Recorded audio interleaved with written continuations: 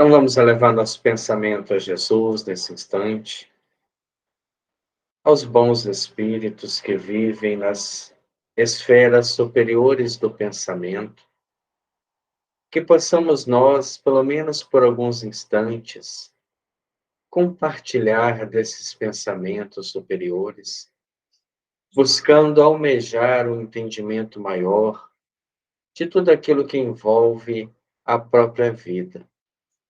O estudo da mediunidade nada mais é que um estudo das faculdades humanas, dos sentidos que estão adormecidos, aguardando que a humanidade desperte para as realidades do Espírito. Permita, Senhor Jesus, que nesta noite possamos buscar a inspiração dos bons Espíritos para tentar entender um pouco mais essa proposta que traz para nós a mediunidade como um sentido natural, mas ao mesmo tempo muito profundo, onde cada um de nós tem buscado aprender um pouco mais, refletir um pouco mais, diminuir as suas próprias dúvidas, para que nós também não façamos um papel desnecessário dentro do trabalho mediúnico. Abençoe-nos, Senhor, nesse instante, nesta noite, para que possamos absorver o melhor possível desta proposta. Permaneça conosco hoje, agora e sempre. Que assim seja, graças a Deus.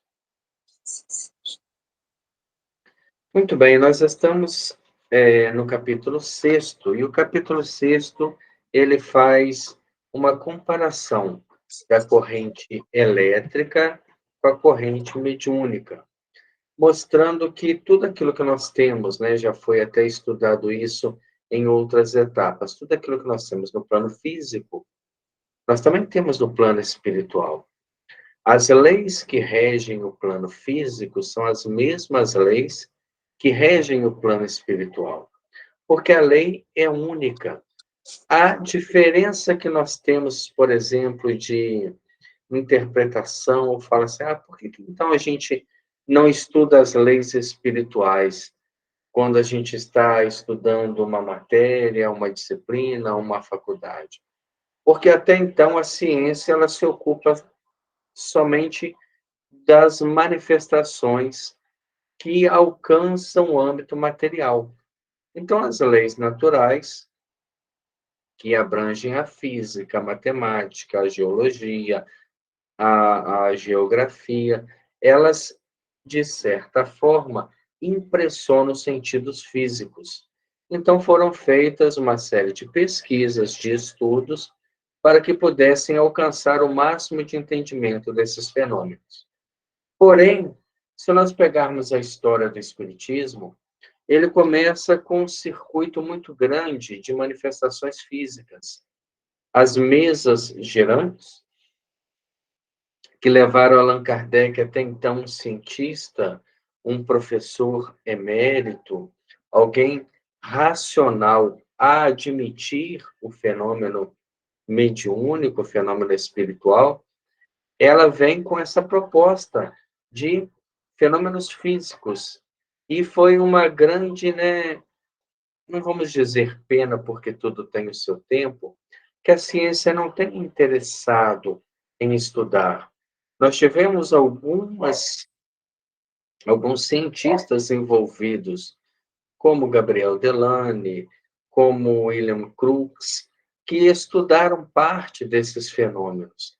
O próprio Crookes, né, que foi convocado na época pela coroa inglesa para desvendar a farsa espírita, ele estudou, ele compeliu toda uma obra que chegou ao ponto de comprovar que tudo aquilo ali que ele estava presenciando, fenômenos de materialização, principalmente, eram fenômenos autênticos, eram fenômenos verdadeiros. E somente tem uma visão superficial ou classificando como sobrenatural ou miraculoso aqueles que não estudam em profundidade os fenômenos espíritas. Aqueles que adentram o campo de estudo, de análise, de perquisição, vai compreender que eles são apenas uma parte da lei, que não foi ainda focada, estudada, não foi ainda um projeto, né, de alguns cientistas, embora nós já temos ensaios da medicina com espiritualidade na Universidade de São Paulo, na Universidade Federal de Juiz de Fora, o uso da fluidoterapia na recuperação da saúde de pessoas que estão internadas e que comprovadamente alcançam um bem-estar, uma recuperação mais rápida quando submetidas à fluidoterapia. Estudos que ligam a crença, a fé, à recuperação orgânica. Isso é um ensaio, é uma porta que começa a se abrir para que a ciência considere o espírito. E quando ela, então, investigar e ela tirar as suas próprias conclusões, não de forma empírica, mas por comprovações e experimentos, nós vamos ter um acompanhamento desse processo dos quais nós estaremos na vanguarda, daqueles que iniciaram esses estudos, que implantaram esses raciocínios.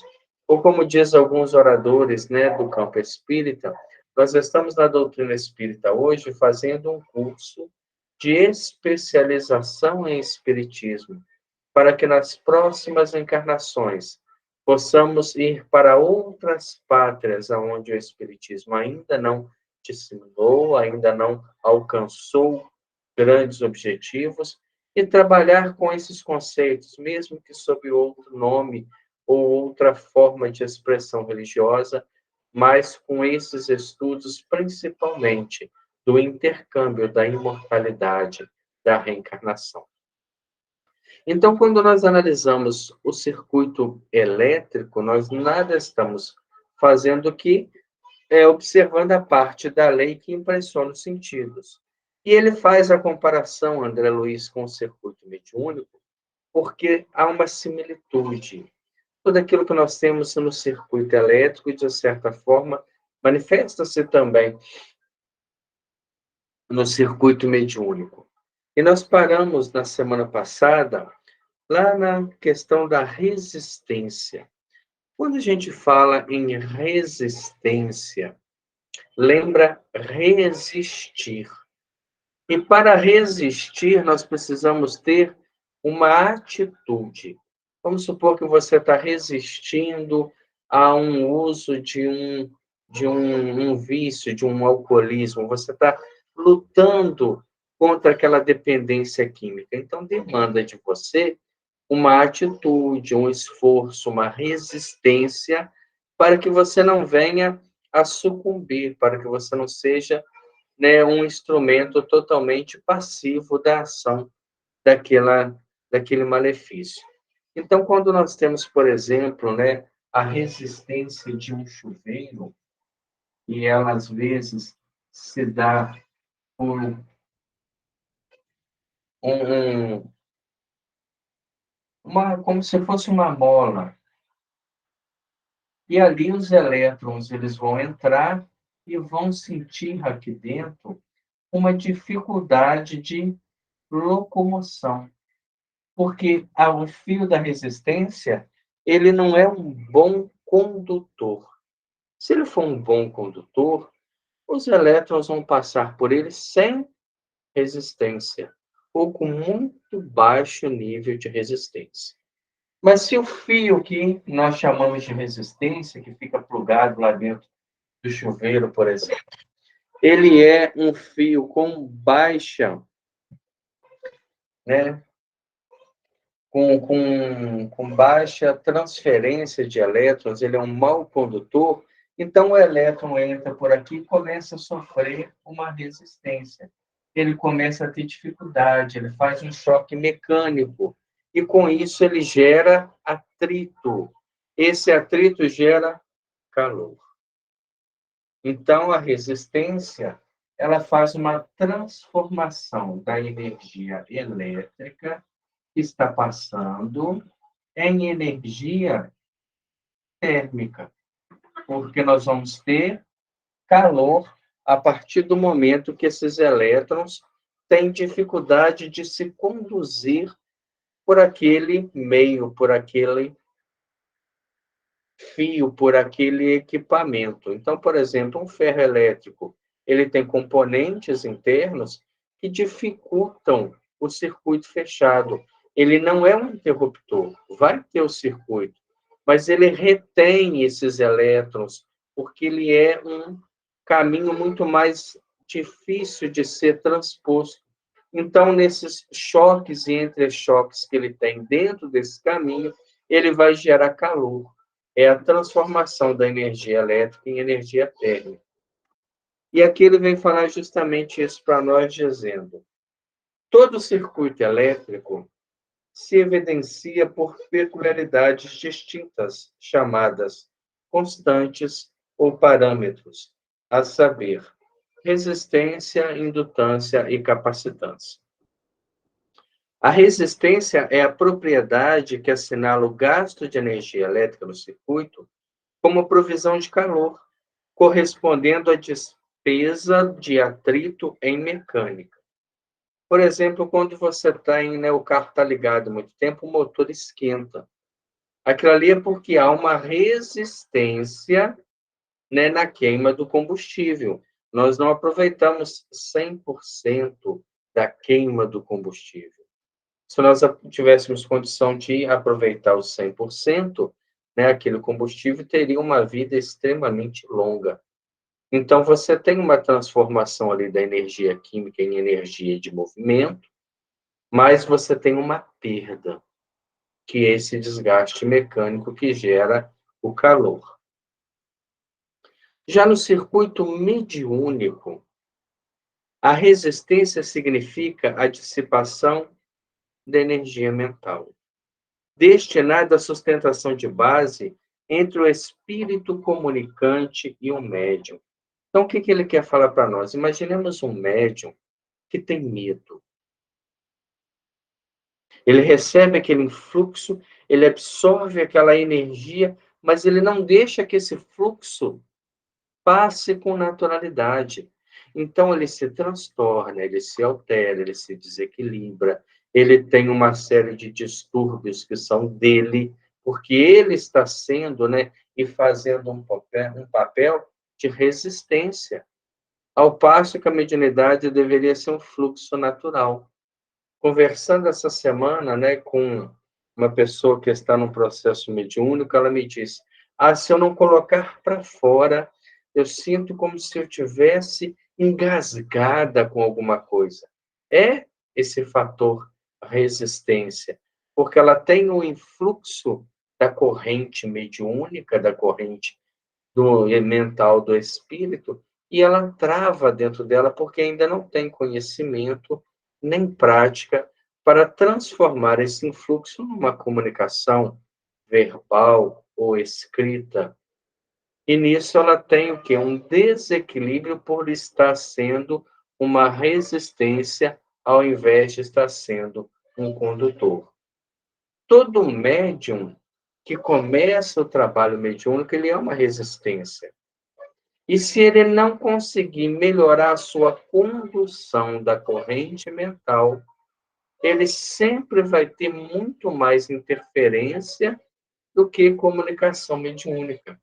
Ele sente, ele transforma, mas ele retém aquela energia a tal ponto que ela não se converte em uma comunicação com naturalidade. Daí nós vemos nas casas mediúnicas diversos médiuns que ficam totalmente transtornados, aquele transtorno não gera uma comunicação, e com isso acaba, né, a pessoa desistindo do trabalho. Pessoas que não tiveram uma instrução, que não fizeram nenhum tipo de curso a nível de mediunidade, que foram colocadas, às vezes, no trabalho, né, porque apresentavam algum tipo de distúrbio, desequilíbrio, ou porque alguma pessoa que acha que tem a capacidade de enxergar quem é médio e quem não é, mesmo sem colocá-los em experimentação, porque, na minha pequena forma de entender, é algo um tanto quanto leviano. A gente deve seguir sempre o modelo de Allan Kardec, primeiro colocar em experimentação. para saber se realmente, né, daquela quantidade de coisas que a pessoa narra sentir, nós temos algo a ser depurado como fenômeno mediúnico. Então, essas dificuldades são resistências mentais, porque nós não estamos sendo bons condutores. Nós estamos entravando o fluxo mental que devia ser absorvido e convertido em comunicação. Um outro ponto, né, um outro parâmetro, é a indutância. No circuito elétrico, indutância é a peculiaridade por meio da qual a energia é acumulada no campo magnético, provocado pela corrente, impedindo-lhe a alteração, seja por aumento ou por diminuição. Então, quando a gente tem um circuito elétrico, nós vamos ter um indutor. O indutor, geralmente, ele é feito através de uma bobina. A corrente elétrica entra nele, faz todo esse circuito e sai pelo outro lado. Mas quando ele faz esse circuito, nós sabemos que todo circuito elétrico, ele gera um campo magnético. Então, em volta desse indutor, há um campo magnético que arquiva aqui, mantém uma corrente para sustentar as alterações, evitando que outros componentes sensíveis à alteração possam ser danificados. Em vista da indutância, quando a corrente varia, aparece na intimidade do circuito determinado acréscimo de força, opondo-se à mudança, o que faz dessa propriedade uma característica semelhante aos resultados da inércia em mecânica. Então, eles tentam filtrar aquela corrente para que ela não sofra grandes alterações. Ela pode vir mais forte e a indutância seleciona, recolhe essa força maior. E quando ela cai, despeja no sistema para manter um fluxo de equilíbrio, principalmente preservando componentes mais delicados. Se o circuito elétrico, continua ele nos falando, em ação, sofre abrupta solução de continuidade, ele é interrompido, uma queda brusca de energia, ou quando a energia apenas pisca e a gente às vezes nem percebe, o efeito em estudo produz uma descarga elétrica cujas consequências variam com a intensidade da corrente, uma vez que o circuito encerrando bobinas e motores, caracteriza-se por natureza profundamente indutiva. Implementos esses que não devem ser interrompidos de choque e cujos movimentos devem ser reduzidos devagar, único modo de frustrar o aparecimento de correntes extras suscetíveis de determinar fechamentos ou rupturas desastrosas para aparelhos de utilização. Cada vez mais, né, os equipamentos eletrônicos, eles trabalham com equipamentos extremamente sensíveis. Você pega uma placa de computador, por exemplo, você tem ali placas de memória, você tem ali uma série de outros componentes que precisam de uma corrente contínua. A própria fonte do computador converte a corrente alternada em corrente contínua, para não haver esses influxos. Mas, de vez em quando, nós temos sobrecargas, quedas abruptas de energia, que é a solução de continuidade.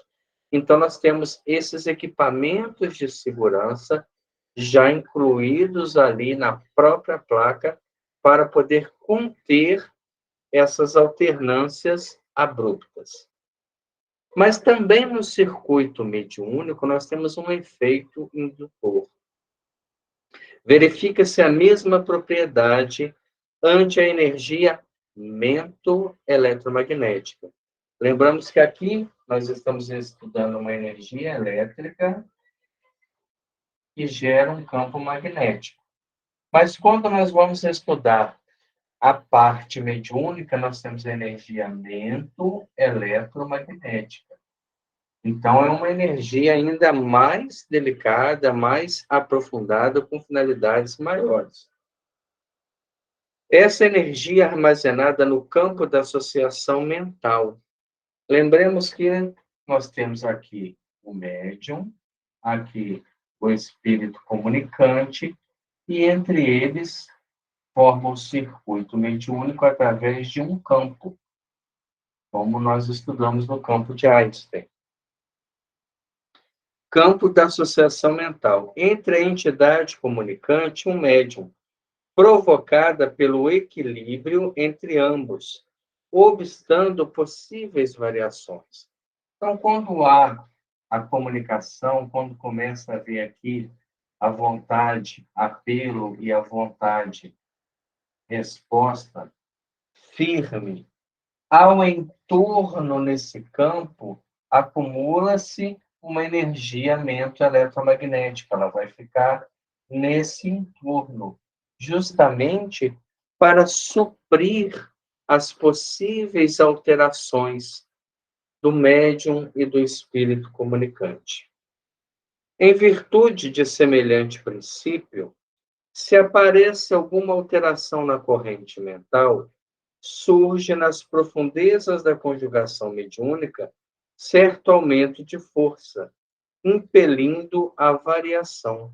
Então, se começa, de alguma forma, a dificultar, esta energia que está no campo intensifica o envolvimento, potencializa, né, a ação do campo para que a comunicação não venha a sofrer interferência. Se a violência interfere, criando mudanças bruscas, a indutância no plano mental determina uma descarga magnética cujos efeitos se hierarquizam. Então, por exemplo, tem um espírito comunicante extremamente agressivo, extremamente animalizado, materializado. O médium espiritualizado, ele, de forma hierárquica, moralmente, ele descarrega essa energia, mesmo que totalmente inconsciente, contendo a própria alteração para que a comunicação não caminhe para algo um tanto quanto ruidoso, um tanto quanto violento, um tanto quanto perigoso, cujos efeitos se hierarquizam conforme a intensidade da integração em andamento.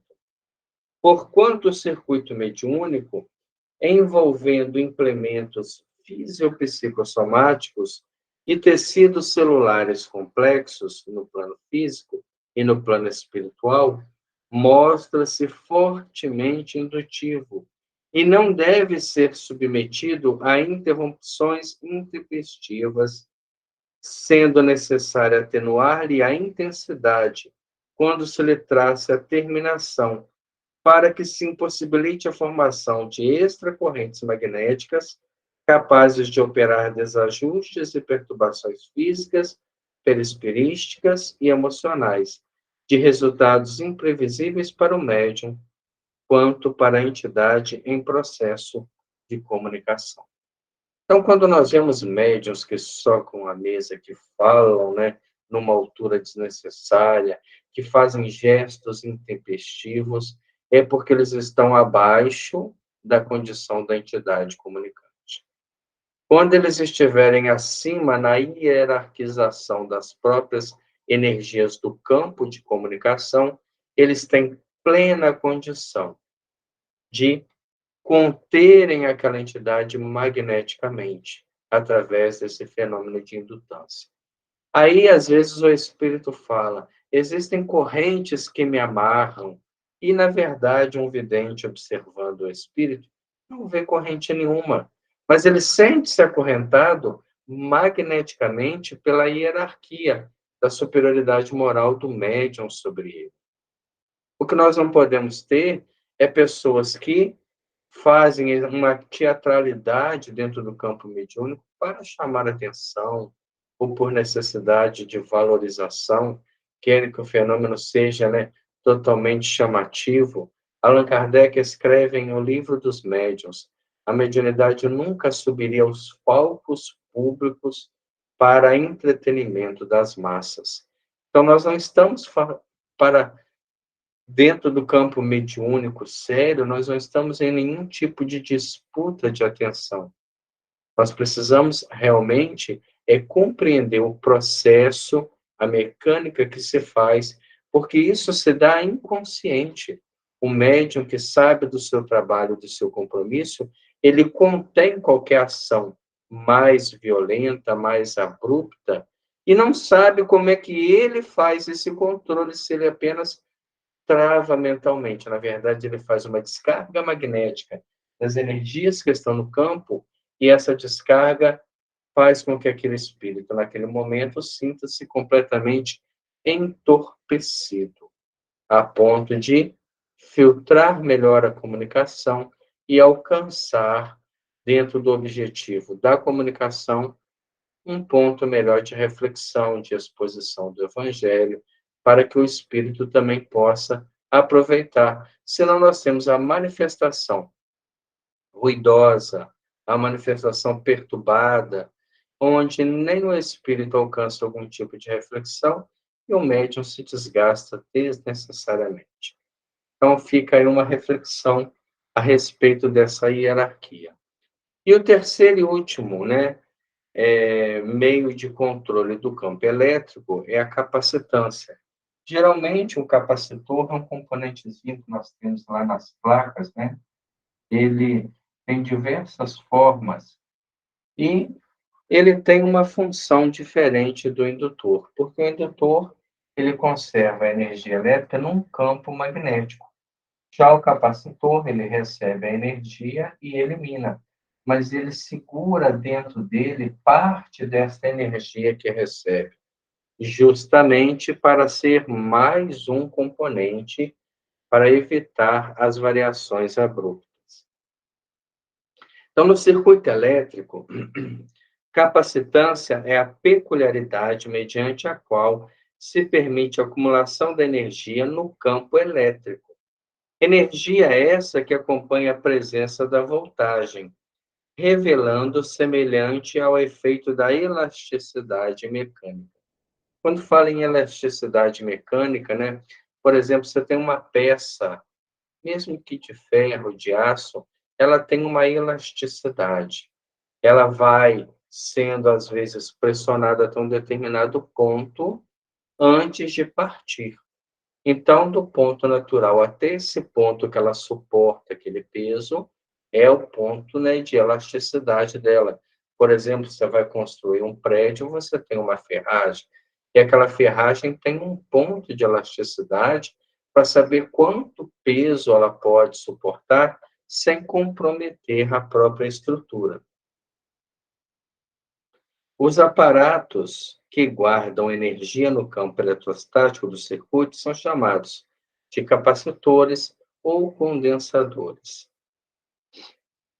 Um capacitor, por exemplo, acumula energia elétrica durante a carga, restituindo ao circuito por ocasião da descarga. Então, quando para o influxo aqui, ele vai esvaziando, ele vai deixando aquela energia fluir que está dentro dele e esvazia-se por completo. Em identidade de circunstâncias, voltamos ao campo da mediunidade, o circuito mediúnico, capacitância exprime a propriedade pela qual se verifica o armazenamento de recursos espirituais no circuito, recursos esses que correspondem à sintonia psíquica. Então, o que isso quer dizer? Imagina você conectado novamente ao espírito comunicante. Nessa sintonia, nessa troca de vontade apelo e vontade de resposta, nem tudo que você consegue receber do espírito você transforma em comunicação. Muita coisa, às vezes, ele te dá um choque de ideias, de imagens, de situações que ficam no campo mediúnico. Você vai colocando para fora aquilo que vai dando sentido à comunicação. mas você tem muito mais, o médium sempre tem muito mais da comunicação do que o espírito está falando. Por isso que a gente faz a avaliação da comunicação, onde o médium vai falar de tudo aquilo que ele sentiu, ou às vezes daquilo que ele viu durante a comunicação, dos cheiros que ele pode ter percebido, dos sons que ele pode ter escutado. Então, ele tem guardado nesse circuito mediúnico algo muito maior do que aquilo que realmente está sendo falado. Recursos esses que correspondem à sintonia psíquica. Os elementos suscetíveis de condensar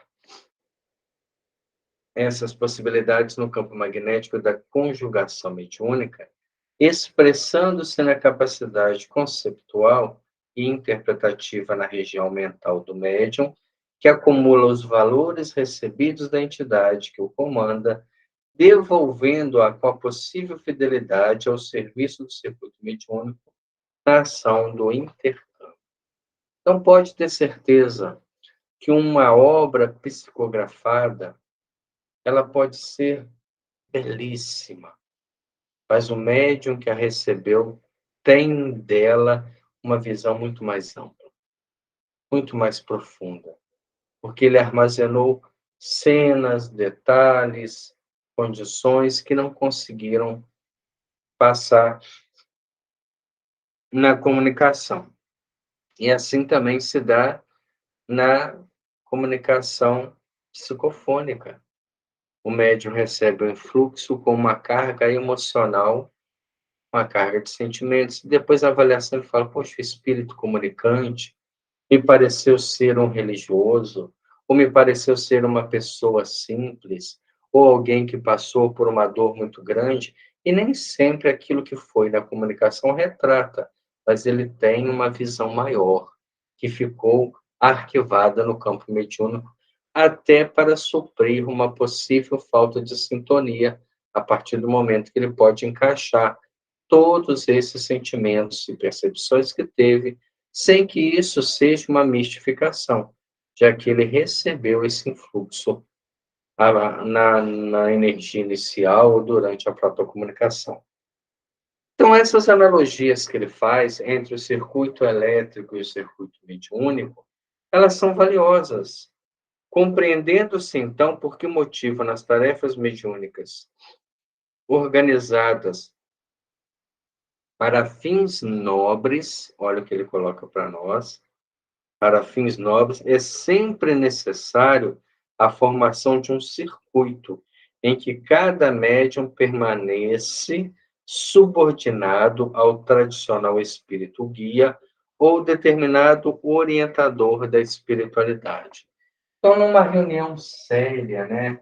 Vamos supor que nós estamos numa casa espírita séria, que estuda a doutrina espírita, que as pessoas têm envolvimento com a casa. Nós vamos ter aqui um espírito guia, que pode ser o responsável do trabalho. Cada pessoa aqui tem o seu protetor espiritual. Então, nós temos uma série de campos individuais e, sob essa entidade responsável, nós temos um campo maior. Então, são campos que adentram campos. Há uma troca entre todas as energias mentais daqueles que aqui estão. Por isso, não é um trabalho para curiosos, para aventureiros, para aqueles que querem ir para ver o que acontece. É um trabalho para pessoas que realmente queiram conhecer, trabalhar, se ver numa condição, antecipar a vida espiritual com a comunicação de nossos irmãos, porque eles nos fazem uma caridade muito grande. Eles, quando chegam para nós e contam do seu sofrimento, das suas alegrias, dos seus reencontros, na verdade, o que eles estão fazendo? Antecipando para nós quadros que nós vamos viver em breve. Por exemplo, nós temos um companheiro da casa espírita que desencarnou. e passado determinado tempo, ele traz uma comunicação falando da realidade espiritual que ele está vivendo. E nós que éramos próximos a ele, fazemos ideia também daquilo que nos aguarda, porque somente aqueles que se iludem profundamente estão pensando que vão desencarnar e encontrar no mundo espiritual uma tranquilidade, uma pacificação muito grande. Nós vamos encontrar aquilo que nossa bagagem espiritual nos colocar em condição de vivenciar. Assim nós terminamos mais um capítulo. Qualquer dúvida, não deixem passar. Vamos conversar, vamos discutir, para que a gente possa dar sequência. No capítulo 7, nós vamos fazer uma analogia de circuitos. E agora ele vai fazer uma comparação mais profunda entre circuito elétrico, circuito mediúnico e circuito hidráulico, a condução da água. Porque todos eles têm, né, similitudes, todos eles apresentam quadros que representam muito bem todo o circuito da mediunidade, que para a gente ainda é um claro escuro. O médium adentra o trabalho mediúnico, em alguns casos, sem nenhum tipo de orientação, sem nenhum tipo de esclarecimento, e ali ele estando ali dentro, ele sente sensações, percepções, e ele não sabe como que isso se faz, como que ele trabalha com isso, quanto que está sendo ele, quanto que está sendo do espírito. Olha como a gente já evoluiu a nível de conhecimento da mecânica do processo, de saber que estamos em campos, que esses campos são circuitos, que esses circuitos se operam através da vontade, que o espírito tem a vontade apelo, nós cedemos uma vontade resposta, e aí flui naturalmente, né, a troca dos elétrons mentais daqueles que estão ali para comunicar com aqueles que estão no grupo. Quanto mais esse circuito está familiarizado, estudado, discutido, nós temos então uma condição muito melhor para trabalhar. Vamos tornando um médium cada vez mais produtivo, com a capacidade de receber bem as mensagens e interferir cada vez menos com os nossos conceitos, personalismo e paradigmas. Capítulo 7, então, analogia dos circuitos. Velocidade elétrica. Já observamos quanto que a eletricidade é rápida? Nós chegamos no interruptor, apertamos o botão e a luz acende. Numa fração milionésima de segundo. A subestação de energia pode estar a centenas de quilômetros. A partir do momento que se liga a chave de distribuição, a luz acende na nossa casa, em fração de segundo. Então, a energia elétrica ela tem uma velocidade extremamente grande. Quando os elétrons viajam por condutores que não fazem o papel de resistência. Por isso que nós temos fios de cobre, fios de prata, porque são bons condutores elétricos. O que que faz de um componente químico como o cobre ser um bom condutor elétrico? Lembramos disso? Nós temos o núcleo atômico e temos, né, a nuvem de elétrons que fazem as suas camadas. O bom condutor é aquele que tem muitos elétrons nas camadas de valência, que estão distante da influência magnética do núcleo. Então, eles não se interpõem. Agora, quando nós temos o núcleo e os elétrons muito próximos, sofrendo uma atração muito grande, ele não conduz a eletricidade, porque esse elétron chega aqui e sofre a influência direta desse núcleo. Isso é que diferencia um bom condutor de um isolante elétrico.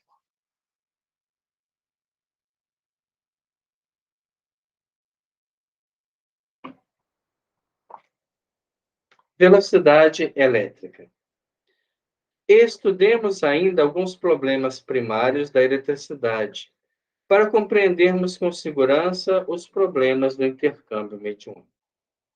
Sabemos que a velocidade na expansão dos impulsos elétricos é semelhante à da luz, ou 300.000 quilômetros por segundo. Essa é a velocidade da luz. O que é, para a gente ter uma noção, 300.000 quilômetros por segundo? Imaginemos o nosso planeta. Ele tem um diâmetro muito grande. E essa velocidade faz que, em um segundo,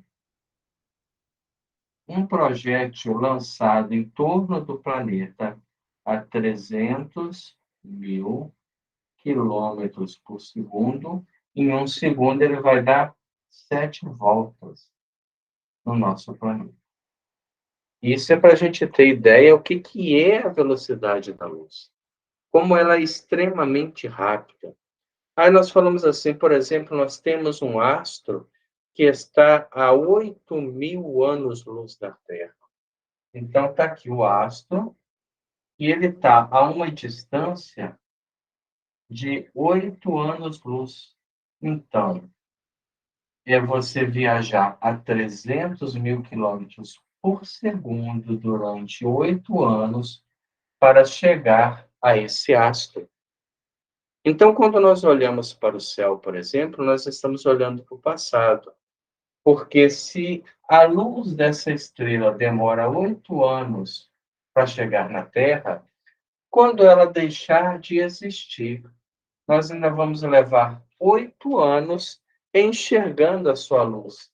Porque essa luz ela vai fazendo uma viagem e vai aos poucos desaparecendo até que suma por completo. Os nossos visitantes, né, que vieram da constelação do Cocheiro, da estrela Capela e os seus planetas, eles estão a 42 anos-luz da Terra.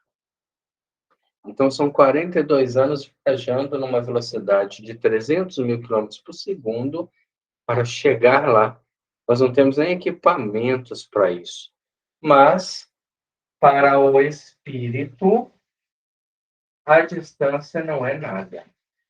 Lembremos que André Luiz, nos seus estudos, vai dizer que o pensamento viaja numa velocidade ultra rápida. A velocidade da luz ele classifica como rápida.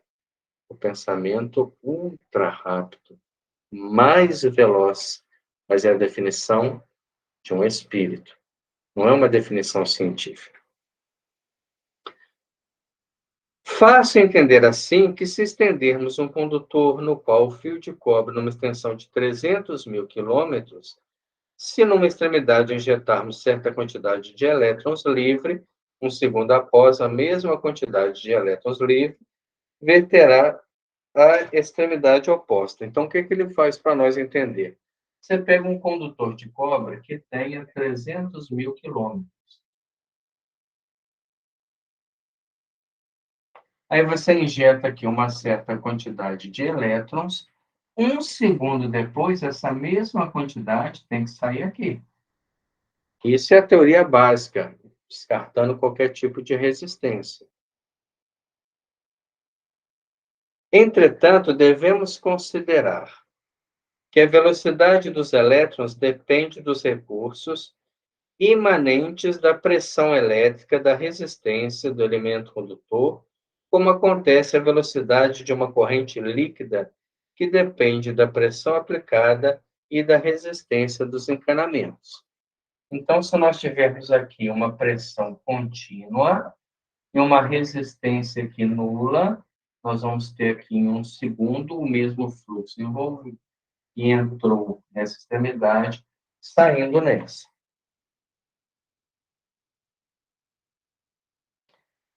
Continuidade das correntes.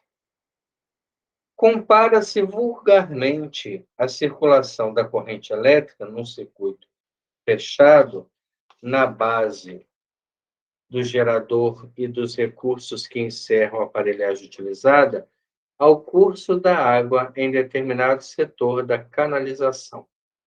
Se sustentarmos uma pressão contínua sobre o montante líquido, com auxílio de uma bomba, a linha colateral da artéria circulatória será transpassada sempre pela mesma quantidade de água, no mesmo espaço de tempo, e se alimentarmos um circuito elétrico por meio de um gerador no regime uniforme, o grau de intensidade da corrente será constante em cada setor do mesmo circuito. Então, o que ele está falando para nós? Você tem aqui um reservatório de água. Aqui você tem uma bomba que suga a água por aqui e joga ela nesse encanamento que vai sair aqui. Aquilo que entra aqui, a bomba estando funcionando, é a mesma quantidade que sai aqui. Porque o encanamento não tem perda. Se você tiver furo, você tem perda. Mas se você tiver uma condução sem nenhum tipo de resistência, o que entra aqui em quantidade de litros, obrigatoriamente tem que sair daqui. Se não está saindo, tem algum tipo de perda. No circuito elétrico não é diferente. Você tem um fio condutor aqui e que se expressa dessa forma. Aquilo que o gerador joga aqui, desconsiderando a resistência, tem que ser aquilo que sai aqui. Não pode haver perda. A gente fala assim, mas por que eu estou estudando isso, né? Porque aquilo que o Espírito emite em pensamento para nós devia sair autenticamente. Se não sai, tem algum tipo de perda. E a gente vai estudar isso por quê. Acontece que reduzida quantidade de elétrons produz corrente de força quase imperceptível, à maneira de algumas gotas de água que, arrojada ao bojo do encanamento, não consegue senão formar um curso fraco e imperfeito. Assim como se faz necessária uma corrente líquida em circulação em massa constante, é imperioso que se façam cargas de bilhões de elétrons por segundo para que se mantenha a produção das correntes elétricas em valores contínuos. Então, para que a gente tenha algum efeito, e o efeito vai estar sempre na extremidade oposta, nós temos que ter uma causa que trabalhe continuamente. Se eu não tiver uma bomba aqui, eu não vou ter o efeito da saída de água. Se eu tiver aqui um fluxo de água muito baixo, essa bomba vai ter, né, cavitação, entrada de ar, vai ter uma série de problemas. E aqui nós vamos ter um fluxo mínimo. A fonte que emite, seja água, seja energia, ou seja o pensamento, ela tem que ser um gerador constante. Ela não pode trabalhar quando quer ou fragmentar o seu trabalho. Ela tem que trabalhar de forma quase que uniforme para que alcance algum tipo de utilidade ao seu trabalho. Imaginemos quando a gente pega, né, uma mangueira de água que vem direto da corrente, que vem da rua, e por algum problema, algum vazamento, alguma obra, aquela corrente está extremamente fraca, ela não consegue, às vezes, vencer a gravidade, subir e chegar à caixa d'água. Então, ela está com pouca utilidade. Aí vão, consertam o vazamento, religam a água e ela vem com um fluxo mais forte. Então, quando você abre no registro, você tem uma pressão muito grande. E essa pressão vence a força da gravidade, alcançando a própria caixa d'água, que às vezes fica em cima da casa, do prédio, ou num lugar mais alto, para aproveitar também a gravidade para ter pressão dentro de casa. Expressões de analogia. Aplicando os conceitos expedidos ao nosso estudo da mediunidade, recordemos a analogia existente entre o circuito hidráulico, elétrico e agora mediúnico. Nas seguintes expressões, nós temos o curso d'água, o fluxo elétrico e a corrente mediúnica que se dá num campo. O curso d'água precisa de uma pressão hidráulica para um efeito. O curso dos elétrons, nós dependemos de uma diferença de potencial que o gerador gera justamente para que num condutor passe os elétrons e retorne para ele. E na corrente mediúnica nós precisamos de sintonia psíquica, sintonia mental. Obstáculos na intimidade do encanamento podem diminuir o resultado, um furo, um entupimento do encanamento. Ele vem, chega aqui, passa com dificuldade, o resultado é mínimo perto da força que está envolvendo, que está impulsionando. Resistências elétricas do circuito por meio dos condutores podem dificultar o efeito, quer dizer, você tem um fluxo que passa, mas esse condutor tendo resistência, nós vamos ter aqui um fluxo muito menor e chega ao final do próprio condutor. E no campo da mediunidade, nós temos inibições, olha só, inibições, desatenções,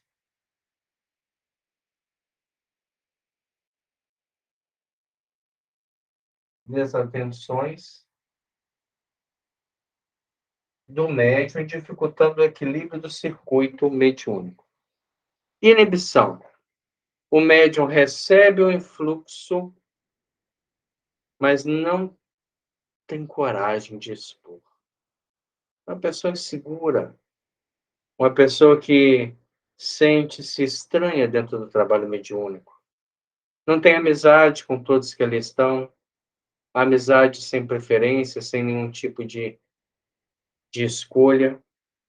Então ele se inibe, ele faz um papel de resistência, ele não consegue transformar o influxo em comunicação. Desatenção, pensamento fragmentado. Nós não conseguimos concentrar, trazer todo o fluxo mental para uma ideia, não é para um ponto, porque o pensamento ele é dinâmico, mas para uma ideia. Você recebe a ideia do espírito de um sofrimento, então você concentra, traz o seu fluxo mental para aquele sofrimento. O que será que causou? Que tipo de consequência está tendo? Como têm sido os dias daquele ser que sofre? Você está em concentração. E aí você não está fazendo resistência, não está dificultando para que aquilo ali se transforme numa comunicação. Para que o curso d'água apresente pressão hidráulica uniforme, superando a resistência do atrito, é necessário o concurso da bomba ou uma solução de problema de nível. Para que a corrente elétrica se mantenha com intensidade invariável, equacionando os impositivos da resistência elétrica, é imprescindível que o gerador assegure a diferença de potencial, nutrindo-se o movimento de elevada carga de elétrons, conforme as aplicações da força. E para que se garanta a complementação do circuito mediúnico, com a possível anulação das deficiências de intercâmbio, é preciso que um médium ou médiums em conjunção para determinada tarefa se consagrem de boa mente à manutenção do pensamento constante de aceitação ou adesão. Nós vamos parar nesse ponto e retornar na próxima semana nessa comparação dos circuitos elétrico, hidráulico e mediúnico, porque isso é de uma profundidade muito grande. A parte da espiritualidade, que é um influxo gerador, está sendo feita. E a nossa parte é que está com vazamento, que está com resistência, porque nós não estamos preparados. Vamos voltar semana que vem nesse mesmo ponto, fazer essas mesmas reflexões, para ver com ele como que a gente pode interferir menos, não só como pessoa comunicante, mas como grupo de trabalho do campo mediúnico. Vamos agradecer a Deus, estamos encerrando aí o nosso estudo dessa noite, elevando o nosso pensamento ao nosso Pai Celestial e pedindo à espiritualidade que clareie cada vez mais a nossa compreensão, para que possamos, num exercício de entendimento, ajudar mais e dificultar menos o trabalho dos bons espíritos. Nós pedimos, Senhor, e pensamos no Lar Cristão Paulo de Tarso, que é o nosso exercício de projeção mental, aonde enviamos aos nossos companheiros os eflúvios de paz e tranquilidade para esta noite e para todas as outras que ainda envolvem seus dias nesses momentos onde muitos estão encerrando uma experiência física. A nós, Senhor, que nos atrevemos a estudar a mediunidade, nós pedimos a paciência e a reflexão necessária para diminuirmos os nossos erros e melhorarmos a comunicação com os nossos irmãos. Aproveitando nessa oportunidade as reflexões que eles nos promovem para o nosso crescimento íntimo, para o nosso crescimento espiritual, para caminharmos de forma cada vez mais segura e melhorarmos esse intercâmbio para que ele caminhe também dentro da naturalidade que ele deve ser realizado, já que nós estamos separados do mundo real apenas por uma questão de vibração. Abençoe-nos a todos, Senhor. Dai-nos um fim de semana tranquilo e uma semana desafiadora para os valores do Espírito imortal. Muito obrigado. Obrigado a todos que estiveram presentes com a gente nessa hora de estudo. Que na próxima semana possamos continuar aí estudando